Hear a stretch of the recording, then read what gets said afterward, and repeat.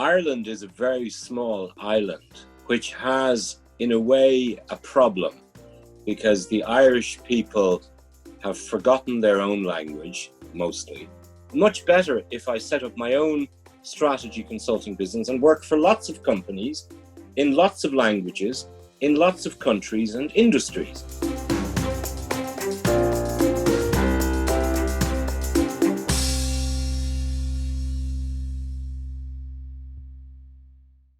Hello, Gareth. Hello, Gennady. Good evening to you. How are you? Yeah, I'm absolutely fine. I'm excited that I'm, having this opportunity to talk to you. It's always, Me too. It's always an inspirational. It's always something I learn, and that's true. I learn every time I talk to you. And one thing. Me too, Gennady. Me too. Yeah, no, but it's my interview, so let me talk first. But that's absolutely true. I mean, you have remarkable ability, and you teach that in your professional life, how to treat customer right, and this customer delight skills, which I like the definition that you preach and you do in your, everyday professional work. But let me introduce you very briefly to my audience. Sure. Let me start with something which for me is important. You are very non-typical foreigner who speaks so many languages. I've met a lot of consultants who traveled around the world, but usually they were taking their culture no matter where they go.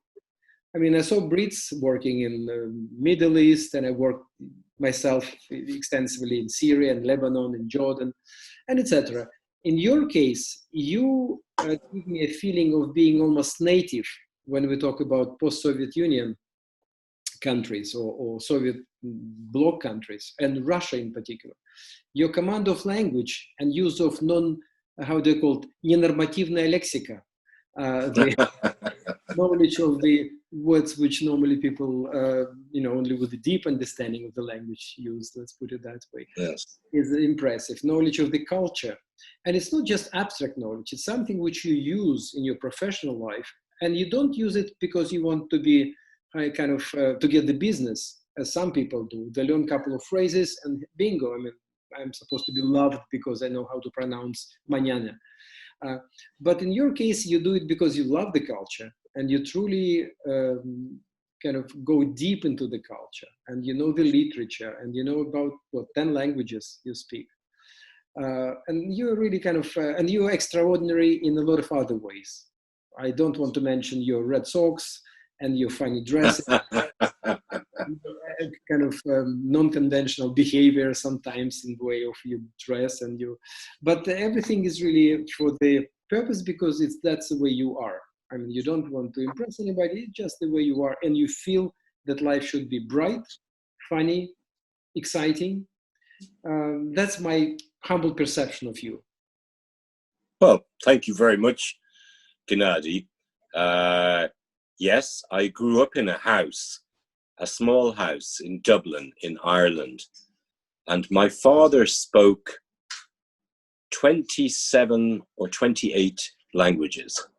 So I would come down, because in Ireland, as you know, we all live in houses.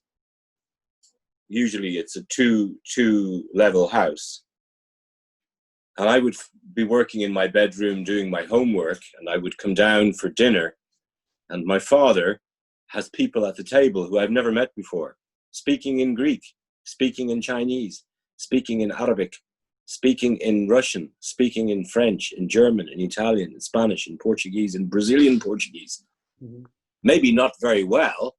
I don't know how good his language skills were, but I know that he could talk to the people with having a glass of whiskey, or maybe 10 glasses of whiskey, Irish style, no problem.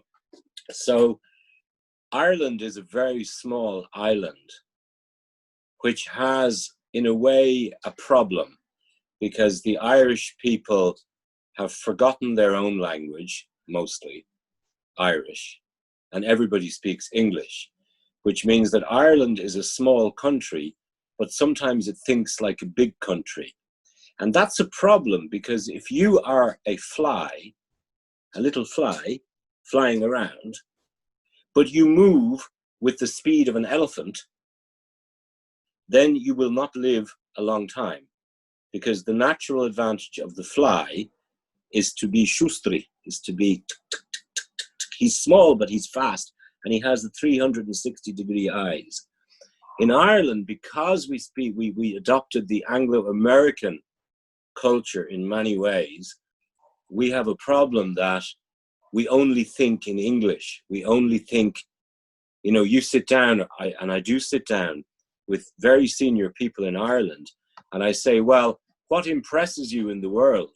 And they say, well, in America, they're doing this, and in Britain, they're doing this, and in Australia, they're doing this. I say, yeah, but that's like 5% of the world population. What are they doing in China? What are they doing in Russia? What are they doing in Japan, in Germany, in Switzerland, in Argentina, in Indonesia? And they don't know. And the problem is, they don't know that they don't know.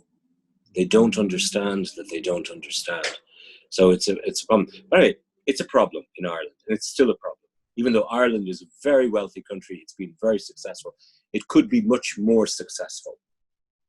So I look always, being Irish, I look at Iceland. So Iceland we have 4 million people. Iceland has 300,000 people. So 15 times less people. Much further away from Europe than we are, but not much closer to America.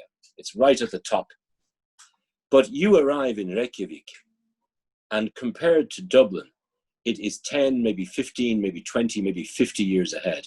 Even though Ireland is already a very wealthy country, but Iceland is absolutely unbelievable. The architecture, the organization, the thinking, just as an example, Iceland is very like Kamchatka in Russia.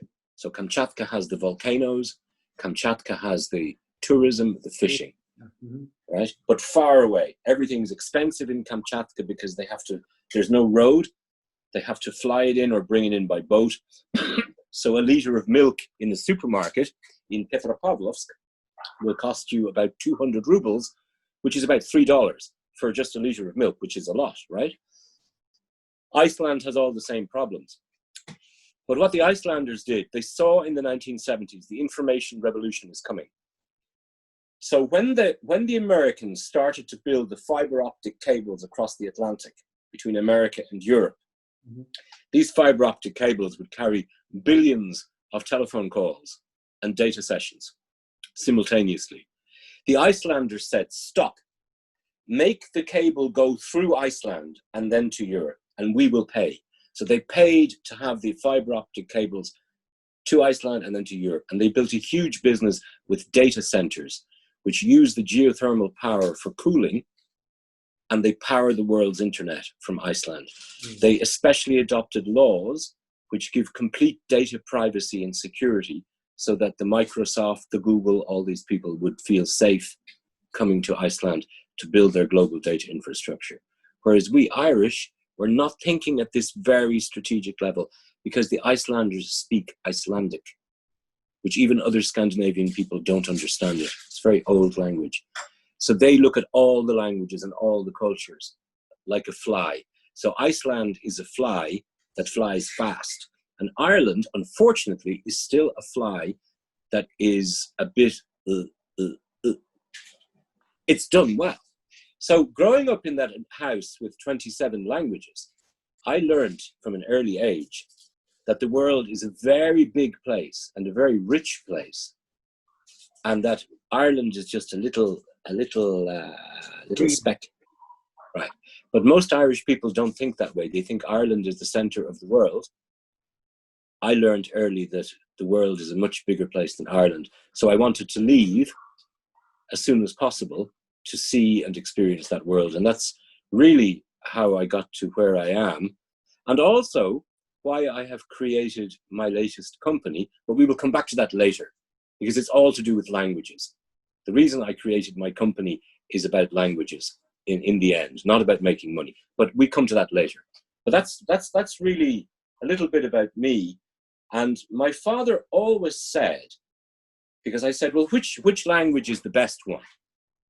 And he said, well, there's no best language, he said, but there are traditions that will that are currently not very well known that will change the world. Now, my father died in 2007, and unfortunately his last months were not very, he was on these painkillers. He had cancer, so his speech became a little bit difficult to understand. But while he was still not on these pain-killing drugs, I said, well, Dad, who is going to make the 21st century? Which country? Is it China? Is it America? Is it Europe? And he said, no, it's Russia. The 21st century will be a Russian century more than anything else. And by Russian, I said, you mean Russia, like the Russian Federation? He said, no, I mean the countries of the former Soviet Union will use their technological brilliance and their geopolitical ideal location between Europe, America, and Asia, and their emotional, what the Russians, or the Russian speakers, but you have it in Ukrainian and Belarusian as well, this dushevная glubina, because all the value of the new economy will be in the dushevная glubina, because the machine intelligence will take away anything that is logical, anything that is numbers, anything that is finance, anything that is a process, the machines will take because they can do it cheaper and better. But what the machines cannot take is the emotional, the creative, the innovative, the inventive, because creativity, emotions, dushevная glubina, these things are not possible to capture by a digital computer. It's not possible. So for all these reasons, my father felt that the 21st century would be the countries that start at Brest and finish at Buchta Provedenia. And you know what? I more or less agree. We don't see it yet, but I think if I put my money on it, very good chance. And most people don't see that now, but I do. Well, because anyway. People very often associate Russianness with aggression, with the totalitarian state, with the tanks, rockets, and very bear-like sort of behavior internationally. Yes. But unfortunately, yes. Not for me. It's not the Russians, but it's Russia didn't have much luck with its leaders, if you know, in history. And hopefully it will change. And for me, you know, I live in Ukraine at the moment, and I lived in England almost 25 years. And what you said, it's really important. I thought I'm international. I thought I'm sort of, you know, international. I felt very comfortable in England, which is a wonderful country. However, this dushevность, or this, how can I say, ability of knocking to somebody's door in the middle of the night, asking for, like, no big deal. It's still very appealing. Yes. And it's less formal in a way. And the relationship, I don't want to idealize it, because there are other sides when you don't have privacy, because people are a little bit intrusive.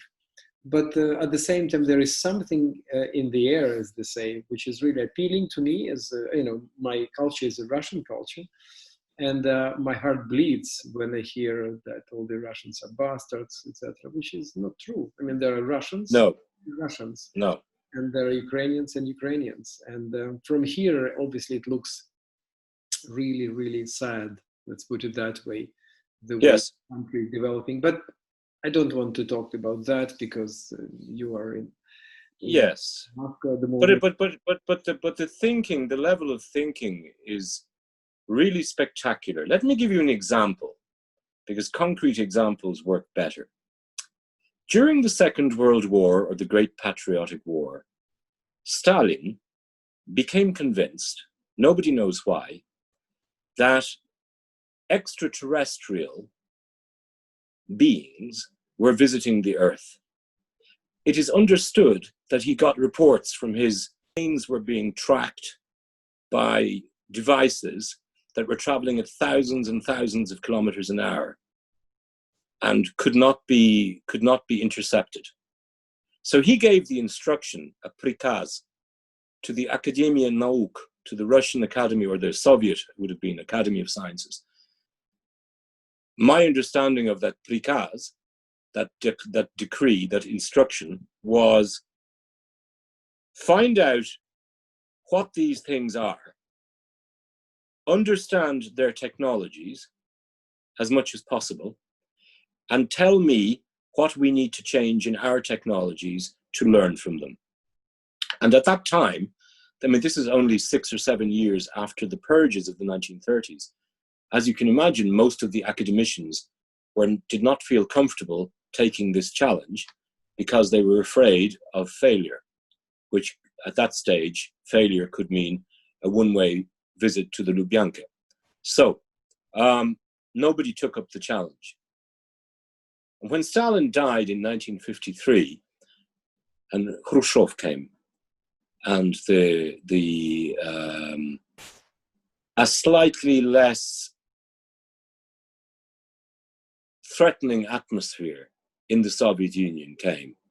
Beginning of the 60s, some of the younger astrophysicists in the Russian Academy of Sciences, Steklov, and these other institutes, decided to take up the challenge. And one of them was a gentleman who died recently, a gentleman called Nikolai Semyonovich Kardashov.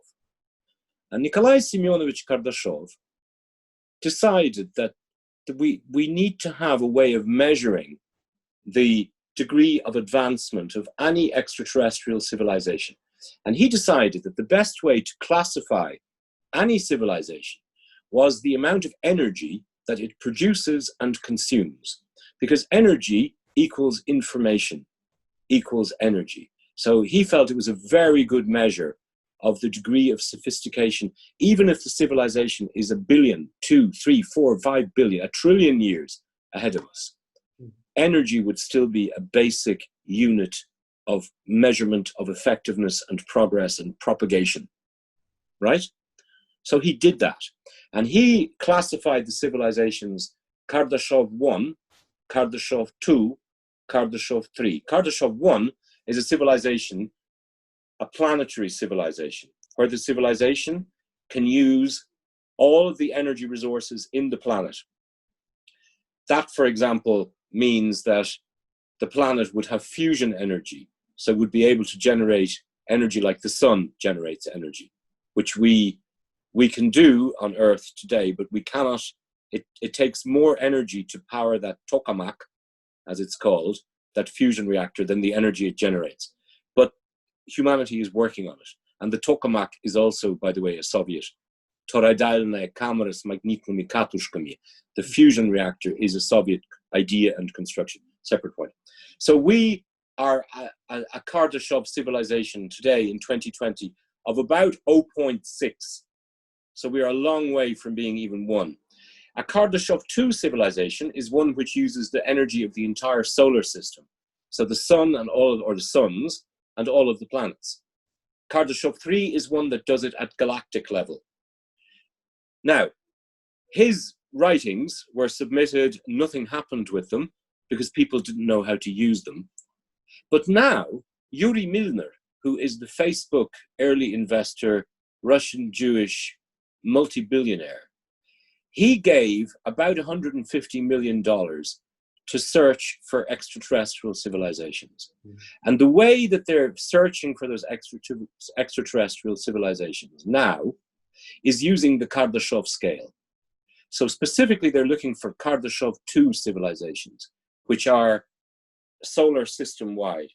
And to search for the Kardashov civilizations, what Kardashov's theory, what it says is that if you have a sun, let's say the sun, then that civilization will need to construct something around the sun, a megastructure, which draws the energy from the sun, from the entire sun. It's called a Dyson sphere in English, D-Y-S-O-N.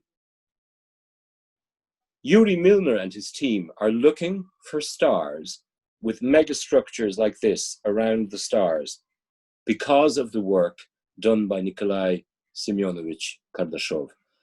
So the ability to think cosmically is a very Russian, Ukrainian, it's a very Soviet thing. And I would also say to you, the communist experiment, I mean, the communist experiment in Russia and the Soviet Union mainly didn't work because there was an information problem. I have read the books this thick about Gosplan. Gosplan in 1959 was planning how many pairs of ladies' sandals to produce for the market of Volgograd in 1962, 3 years ahead.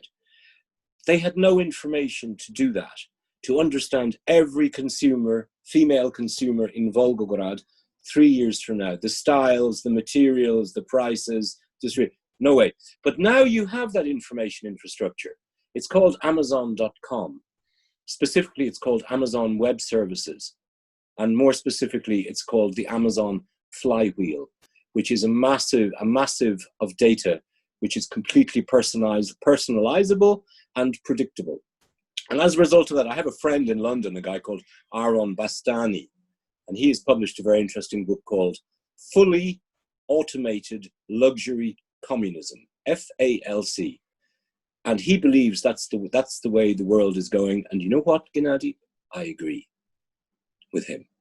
So the old Marxist phrase about from everybody according to his talents and to everybody according to his needs is the only way that planetary civilization can move forward following this COVID episode. So just that's a little bit, not about my business, but a little bit about the way that I think. Yeah, it's very, and again, it's very, not very traditional, because we tend not to recall all this communist stuff unless it's in very negative light. But you're right, there were a lot of bright minds, and in fact, the first rocket creator, and etc. So there were this planetary vision, when people lived in Kafka, in sort of very small units of Khrushchev purposely built flats, and they were talking about conquering or sending people to Mars and etc. etc. That's sure. Some people say it's idealism of poor, but one way or another, there were people who really were thinking much larger than the environment where they lived. But that's something what, again, where in fact it's absolutely fascinating. But I want to talk to start with your micro consulting company, which I understand recently closed, which was a successful company with offices in Zurich, in Moscow, in Dublin, and you were providing advice on marketing and strategy and customer service to a lot of companies, and you were doing very well. And then all of a sudden, I heard that about a week ago, you closed the company and you started a new venture. That's right. Called Epiphany. Epiphany, yes, that's right. Can you tell us more about that? And what's so? Sure. Why such a radical twist from the comfort zone which you were living in for some time, now yes, become unknown territory? Okay, so we just need to take a few steps back. Let me explain it to you, Gennady, and to our listeners. So at the end of 2014, so I spent 25 years working as an employee. I wasn't an entrepreneur. And I worked all over the world in 14 different countries. As you mentioned, I speak a lot of languages also, not like my father, but still a lot. And at the end of 2014, I was working for an Irish billionaire. Actually, he's the richest man in Ireland, a guy called Dennis O'Brien, working for his telecommunications company Digicel in the Caribbean and in Latin America. And part of my job was, I was CEO of one of the business units, and part of my job was to basically grow the business in all of the countries where he was, which included countries, quite difficult ones like Guatemala, El Salvador, Nicaragua, and so on. And I started to get requests from local entrepreneurs in these countries, because I speak Spanish, could I help them with a business plan? Could I help them with strategic advice? And I realized it doesn't make sense for me to work for only Digicel as an employee.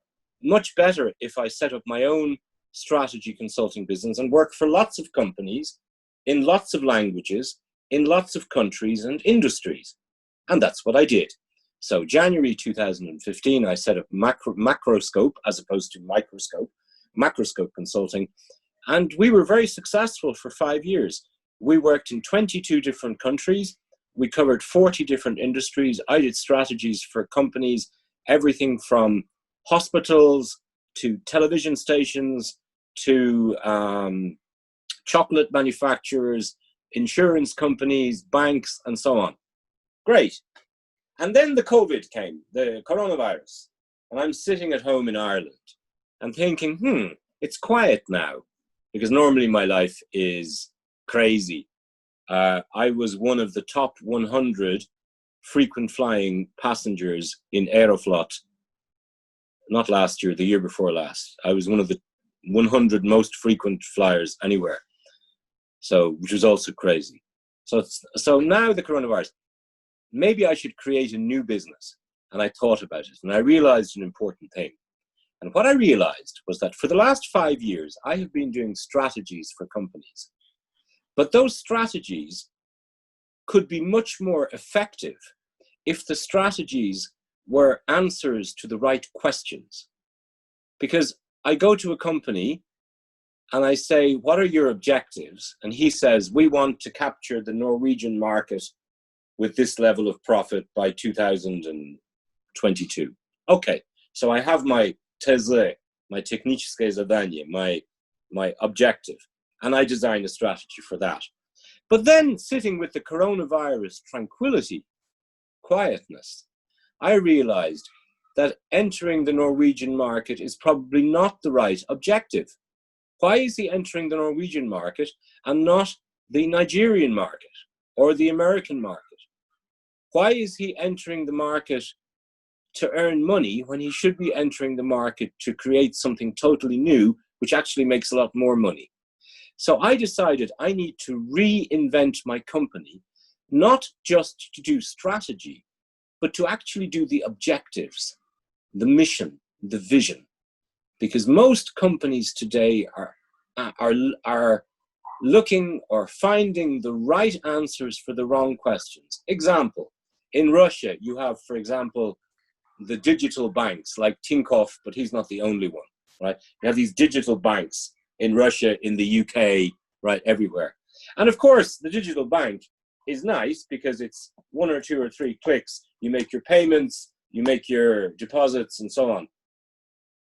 But that is not enough. So their objective is to make money for the shareholders based on convenience, based on digital. But that's not enough, Gennady. The bank for the 21st century is the bank that needs to make its customers wealthier. It is not enough that the bank gives you digital convenience. The bank needs to create a better customer, a wealthier customer. Then you make the market bigger, not just the share of the market, but the size of the market. And, you know, any company today, its biggest financial assets are its customers, the biggest of all. So if you make your customers wealthier, stronger, brighter, faster, more spectacular, you are growing your asset base, and it is the fastest and most efficient way to grow. And that's just an example of why objectives are wrong. So today, for example, if you look at Oleg Tinkoff, just as an example, I'm not choosing him specifically, right? But Tinkoff Bank is all about making Oleg Tinkoff more wealthy. But really, the opportunity is to make 140 million Russians more wealthy. That's the big opportunity. And if you look, I'm not just B2C customers, also B2B. So imagine you have a typical small businessman in a small city in central Russia. Let's call him Mr. Ivanov, but he could equally be in a small British city, and we can call him Mr. Buckley. Mr. Buckley and Mr. Ivanov today do not understand e-commerce, do not understand customer delight, do not understand CRM, do not understand back office automation, do not understand customer need definition and segmentation, do not understand modern dynamic pricing algorithms, do not understand how to hire and keep the best people. And it is the job of the 21st century bank to work with Mr. Buckley and Mr. Ivanov so that they make valuable businesses. What is in that for the bank? Because that will cost money to do it, right? To do it well.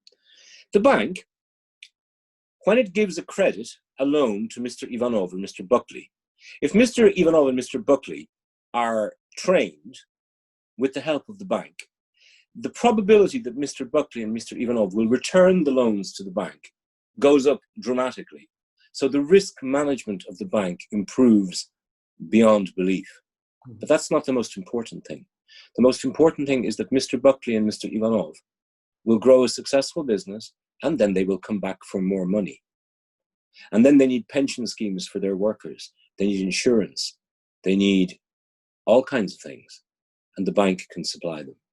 So when I say I want with my new business to change the objectives of the companies, I mean going into Tinkoff Bank and saying, Oleg, this is no longer the way to make the most money.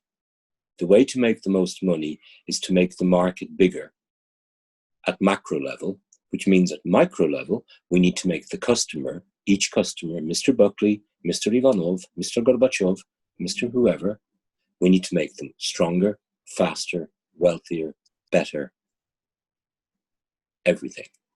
It's our job.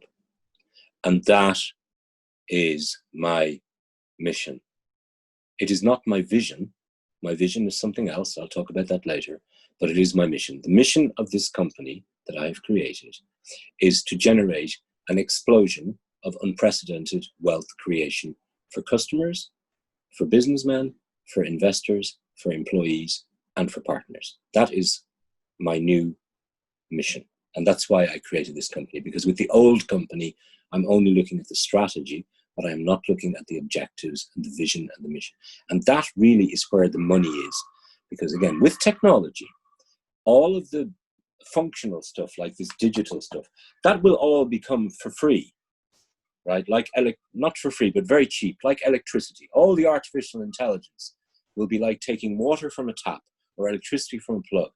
It will be available to everybody. If you are a digital business by 2025, it is the same as being an electrical business in 1925, which means nothing, because everybody was an electrical business by 1925. So the real value is not the digital, it is the analog that sits on top, the emotions, the creativity, the vision, the mission, all this stuff. And that is my objective. Have you tested your ideas on the market? I mean, before obviously changing that, you have to have a support base. You have to have companies which would listen to you and respond positively. Do you have something ready? It's a very good question, Gennady. Yes. So two parts to the answer. One is that my practical experience doing strategies for companies, I could see very clearly that this was missing, the right objectives and vision. So I could just see it from my professional perspective. So you could call it market research or just experience. But the second thing is that I don't even have my corporate presentation yet. This company is a week old. I put it on LinkedIn, and the listeners, it's also in Russian and Italian and German and Chinese and so on. The listeners can go and have a look on my LinkedIn profile. But it's been there for a week. And in a week, I already have 2 customers. So I have one venture capital fund from Silicon Valley who has signed up. And I have another group of Turkish investors in Dubai who have signed up with no corporate presentation. They read my LinkedIn article and they called me because I put my phone number, my WhatsApp and my email. They called me. We did a Zoom call just like you and I are doing now. We agreed terms, money, KPI, blah, blah, blah, and we're already working. So that tells me, that is no guarantee of success, but it does tell me that the concept has relevance, at least for some people. And some people, for me, is enough, because I'm a very small company. We're 5 people. I don't have the bandwidth to do 20 big companies at once. So I'm very happy that these are quite small companies, but very innovative. I'm quite happy that I start with them and I move on from there. Interesting, because it's like, it seems to be so logical. So instead of doing a right strategy on the wrong road, why not to think of the right road first and then build the right strategy? So exactly. So that's my plan. Most of the interest in my business up to now has come from the United States, Europe, UK, Switzerland, Scandinavia, obviously Ireland a little bit, Russia, Ukraine, Belarus, not yet. I think Russia, Ukraine, Belarus, the former Soviet countries, the business mentality is still a bit more, give me 15 instruments to make sales tomorrow morning. So they're thinking very short term. But that's a mistake, and I'll tell you why it's a mistake. Because the cost of money, if you are Mr. Ivanov, a small business in a small Russian or Ukrainian city, let's take Ukraine. So let's say it's not Mr. Ivanov, but it's Mr. Litovchenko, right? Mr. Taras Litovchenko in the city of Zhytomyr in Ukraine. And he's borrowing money from Privat Bank or one of the Ukrainian banks. That money in hryvnia, in the Ukrainian currency, today, without any collateral, bez zaloga, will cost about 15 to 20% interest rates.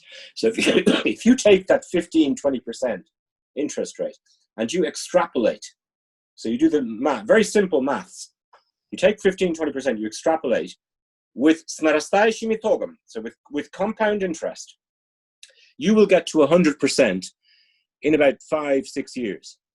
Okay? That means that if you are Mr. Taras Litovchenko, small businessman from Zhytomyr, you need to have a planning horizon already now of 5 to 6 years just to guarantee the return of that capital.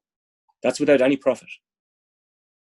So the cost of money in Ukraine and Russia and Belarus today is already Western. It's already, highly sophisticated economy. The only issue is that Mr. Ivanov and Mr. Litovchenko are still thinking in terms of getting the money back in 6 months or 1 year and not over 5 years. But 5 years is totally acceptable if you have a 15% interest rate. It makes beautiful sense. So my hope is that the purely mathematics of the marketplace, the cost of capital, will push the young versions of the sons and daughters of Mr. Litovchenko and Mr. Ivanov and Mr. Buckley, indeed, in the UK, to be a bit more ambitious for themselves and for their customers, and indeed for the planet. Yes, so that's my hope, Gennady. That's my hope. And that's actually came not as a surprise that you start moving into that direction. It's coronavirus probably pushed you. And it's funny, I was talking to Martin Lindstrom. Oh, yes. The guy, and he was saying, Gennady, I was teaching about changes and how it's important to change and how it's important to reframe your business. And then he said, bang, I have to do it myself. And it's another ball game. So he said, well, I have to change my business strategy. I have to change my business, rethink my business model. And he said, it's not easy. And so it's kind of, and he laughed because he said, well, it's really, one thing is when you know that you have to do it and you advise people to do that, but when it comes into your backyard, you feel, ooh. And that's a lot of us, in fact, myself including. I feel that I have to invent something else, something which would be inspiring, interesting. Yes. value to people, because that's Yes. the only way forward, I think, in the modern economy. And so what is it? And that's really big question. One, if Yes. I come to it, then I can really create a strategy, etc. But first is to identify what is it, what gives me the buzz, Yes. value. So yeah. Yes, it's a very important question that you're asking, and I guess to speak about you, but also Martin and some of our professional colleagues, definitely there is the mission that Mr. Buckley and Mr. Ivanov and Mr. Litovchenko, who maybe in the old days couldn't afford to buy a ticket to come to Kiev or to London or to Moscow to be physically present, now maybe have the chance to get the knowledge from people like you, from Martin Lindstrom, from these, world-class thinkers for themselves. In the same way as, only very few people can afford to go to a Madonna concert. I mean, the tickets are really expensive. You need to fly someplace. You need to plan somebody to look after the children. You're away from home. And it's a great atmosphere, and everybody's together in the concert hall, thousands of people. But it's expensive. But if you can listen to Madonna on Spotify or really, maybe even you can afford to buy, these kinds of headphones with the money you save, or this kind of beautiful music player, something really spectacular with the money you save by not going to a concert, and you get the full knowledge. So I would imagine that for people like yourself, Gennady, and for people like Martin and the other, inspiring people that we are lucky enough to work with, that radical dissemination of inspiration, not just knowledge, but the appetite to acquire more knowledge in a very specific way.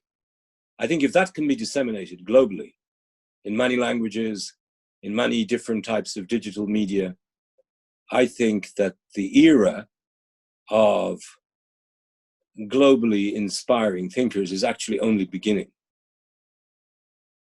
So probably if we were to take a time machine and jump forward 5 years, and we're having this conversation not in June or July 2020, but July 2025, we would look back and say, my God, this was really the beginning of the new, the beginning of the real beginning. And thank you, coronavirus, for being the catalyst of enlightenment. I would put it to you that way. So I think it's very exciting times ahead for you, and for maybe even for me and for all these other guys. So it's a good time to be alive, Gennady. That's what I want to say. Everything is good if we're healthy with a good immune system, but at the same time, I know that people are still dying, and it's like sure. Ukraine is second wave, and really good people are dying, and then the relatives are living, and so it's terrible. It's like two different worlds, because I was spoken just a week ago to a friend of mine who survived coronavirus in London, and for 12 days he was telling me that he was between like life and death. He never felt so bad in his life physically. And nobody knew what to do. Really, people were there is no protocol, so people are confused. They just watch you, and according to the doctor, they inject you with some antibiotics or not, or give you some oxygen, etc. And he survived, but he said it was so traumatic, and in a way he is, according to him, he's got this scars for life because of being so scared. It's what some people, I think, Martin Lindstrom, which we mentioned, he's calling it a semantic marker. So fear yes. with this. And so it's like, yes, it's on one hand, but it's like parallel world, because people are having fun, and life is beautiful in summer. At the same time, during that very time, people are in hospitals and fighting for their lives. Yes. Yes. So, but at the same time, I know that there is no joy without hardship. And there is no really, life is made that way, that we have to undertake some big changes if we want to change. These changes do not come easy. They come at a cost very often. And I do believe that coronavirus, as you said, it's like a call for mankind. I don't want to sound really like too ambitious, but really what we were doing to our planet, our consumerism, which is sometimes very often silly, and we're destroying things for the, not even pleasures, but for the sake of looking, better in eyes of our neighbors and all this rubbish. Now we feel that even value of money became less important. Life, your immune system, that's what's important. Relationship, your children, your wife and your loved ones. But at the same time, yes, I think what you're saying, and you mentioned it, that this period will be referred as before Christ and after Christ. And I believe that there could be truth in that. So it's like really borderline between old economy, old thinking, and the new one. A new one, yes, not even imagine what thinking that would be, because it's something wonderful. Yes, and there are some numbers that to support that argument. So, for example, the Monetary Policy Commission of the Bank of England, which is the British central bank, just for our listeners to understand, it's not only England, it's the entire United Kingdom. So the Monetary Policy Committee of the Central Bank issued a forecast in April to say that the contraction of UK economy, GDP, would be the largest since 1707. So the largest for 320 years or 310 years. And those numbers have been run through in Threadneedle Street, in the Bank of England headquarters. Those numbers have been run through the Bank of England's macro and microeconomic modeling, which is supercomputers. So this is not, these numbers are maybe not reliable as numbers, but in terms of the direction of the wind, is it north or south, east or west? That's reliable. Exactly. Now, that's important because, as I'm sure many of our listeners will know, there was a very famous Russian economist called Kondratieff, who, the Kondratieff waves, the cycles, 70 years each of them. But the problem with and most economists agree that there is a degree of 70-year technology-driven, mainly technology-driven cycles that characterize economic and also, by the way, political change, but certainly economic. So those Kondratieff cycles start in 1780, just before the French Revolution, when James Watt, the Scottish inventor, perfected his steam engine. And it goes through the steam cycle, the railway cycle, the telegraph cycle, the automobile, all these cycles. But they only start in 1780. But this recession is the biggest since 1707. So what that means for me is that to understand the change that the coronavirus will bring, you have to take the steam revolution, the railway revolution, the industrial revolution, the chemical and petrochemical revolutions, the transport revolution, the telecommunications revolution, the consumer goods revolution, the information technology revolution, the computation revolution, all together, interacting, all the synergies between them, and multiply.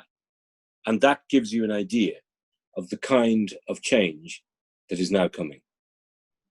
So this is probably the largest event, the most significant event in recorded human history. This is much bigger than the Second World War, much bigger than the Communist Revolution, much bigger than anything really that we've ever seen from the moment that history was first recorded, which doesn't go back very far. I mean, recorded history is, intelligibly recorded history is a couple of thousand years. I mean, I can't think of anything in intelligibly recorded history that is more significant. And of course, this is amplified by the fact that in previous crises, the world was not networked, but now the world is networked, which obviously amplifies the positive but also the negative potential effects of everything that happens. So, but I would be extremely positive. I think that, for example, in the United States, where the health system is extremely expensive, it costs about 16% of GDP, but it doesn't give very good outcomes. I mean, 1 kilometer from the White House, the life expectancy of a black male born on the Washington Beltway, which is the ring road around Washington, D.C., is roughly the same as Bangladesh today. So that's not good. So America obviously needs a health system that delivers outcomes. And I think that this crisis, for example, will cause pressure for Obamacare on steroids to come into being. And whether that will be Mr. Trump or Mr. Biden who wins the election, who knows? But this is bigger than any US president. This is a deep-seated need for change. And it's just one example. We'll see that reverberating across all industries, across all countries. And it's good. I mean, I don't see very many bad things happening here. So I know that people are suffering and so on, but I think if one takes the greater good of humanity, including the developing countries, then I think that the net impact of the coronavirus will be an extremely positive thing. I hope. Hope is not a strategy, Gennady, as they say. My strategy is not to hope. My strategy is to do something. But without it's a kind of hope definitely plays its role. It's something like luck as well. And I think it's something which is, very difficult, not very tangible, but important. Yes. Some people say it's like behavioral change at the level of the whole planet, which never happened before. So it's not just country by country. It's like really, really because of, as you said, networking. So on this positive note, I mean, I know that I've already kind of taken too much of your time. Oh, Gennady, it's a pleasure. You're not just multi-language, your interests are so diverse. And it's so interesting and they're so deep. And because really, we're used to say that the technology and the move forward in the cross science fertilization. So you cannot be just a mathematician without knowledge of some other things. And you cannot be just a biologist without knowledge of nuclear physics, etc. So, because the truth is somewhere in between. And the same with the knowledge. I think some abstract knowledge of this Kondratieff cycle, so something which is pure theoretical, as some people say, can help to identify really the way forward in all sort of ways. Well, we hope so. We hope so, Gennady. Yes, we hope so indeed.